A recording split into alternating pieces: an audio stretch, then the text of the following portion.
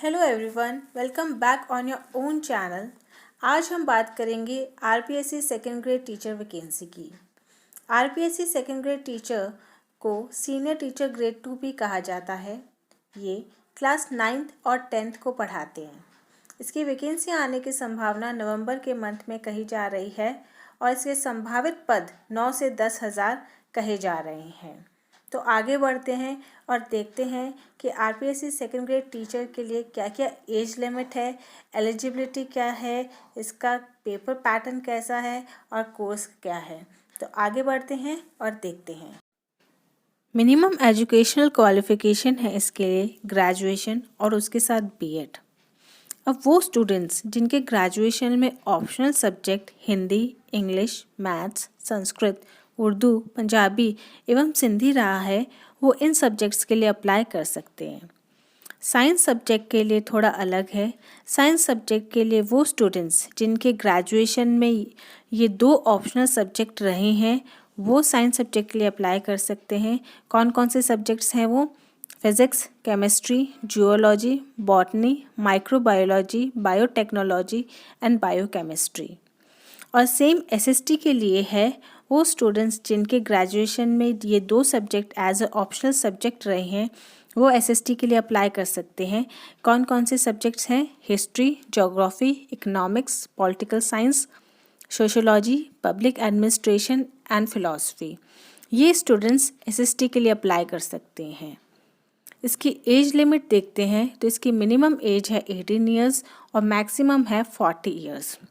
उसके बाद आयु में काफ़ी छूट भी दी गई है, एज रिलैक्सेशन दिया गया है।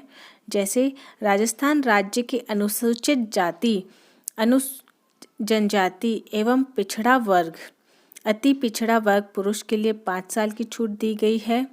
राजस्थान की अनुसूचित जाति, जनजाति एवं पिछड़ा वर्ग की महिला को 10 साल की छूट दी गई है।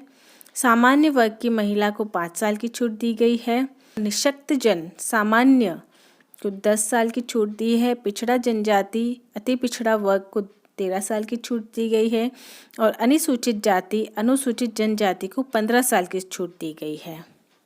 अब हम पेपर पैटर्न की बात करें तो पेपर को 2 पार्ट्स में डिवाइड किया गया है, पेपर 1 और पेपर 2।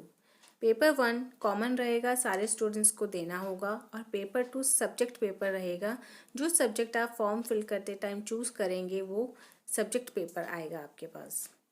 अब पेपर 1 को अगर हम डीप में देखते हैं तो ये 200 मार्क्स का पेपर होएगा और इसमें 100 क्वेश्चन होंगे, मतलब एक क्वेश्चन 2 मार्क्स का हुआ और ये 2 घंटे का पेपर होएगा।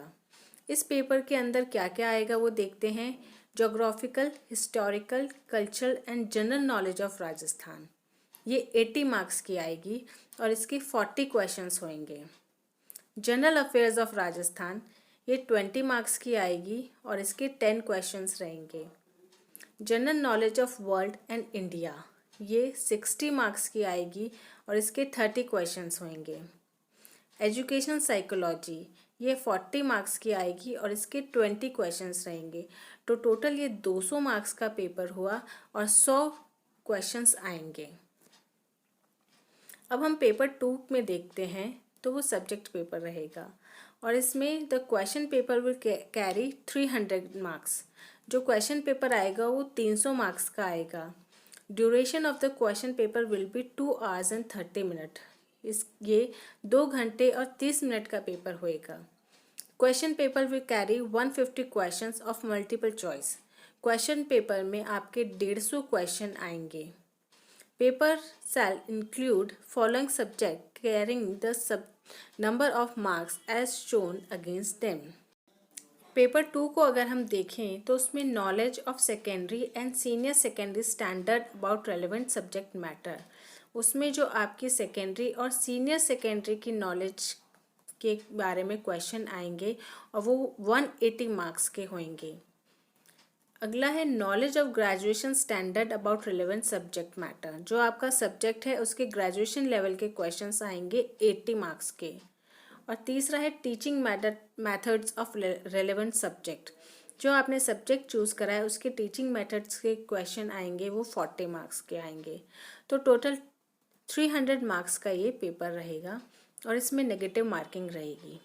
सो स्टूडेंट्स, बहुत अच्छी अपॉर्चुनिटी है ये। आप अच्छे से प्रिपरेशन कीजिए और एग्ज़ाम दीजिए। जैसे इसकी वैकेंसी आती है आप फॉर्म अप्लाई कर दीजिए। सो आई होप आपको क्लियर हुआ होगा सेकेंड ग्रेड वैकेंसी में क्या क्या आएगा और क्या पैटर्न रहेगा। सो स्टूडेंट्स, अगर आपको वीडियो अच्छा लगा है तो इसे लाइक कीजिए, सब्सक्राइब कीजिए एंड बेल आइकन को ज़रूर प्रेस कीजिए, जिससे कि आपके पास सबसे पहले वीडियो अपलोड होता है तो आपके पास नोटिफिकेशन आ जाए।